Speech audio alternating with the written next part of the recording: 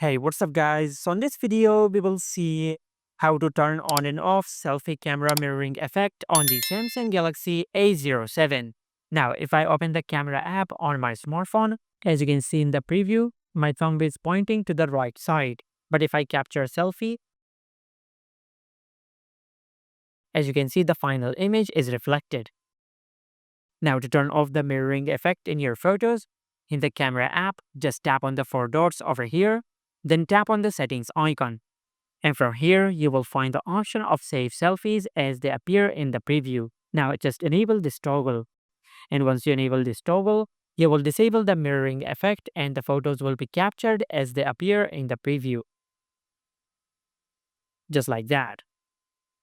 And if you want to enable the mirroring effect in the photos, in the Settings app, just tap on the four dots over here and tap on the Settings icon.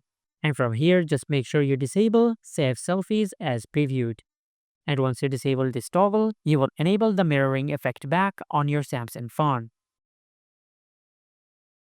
Just like that. And this is how you can turn on and off selfie camera mirroring effect on the Samsung Galaxy A07. Make sure to like, comment, and subscribe. Thank you for watching.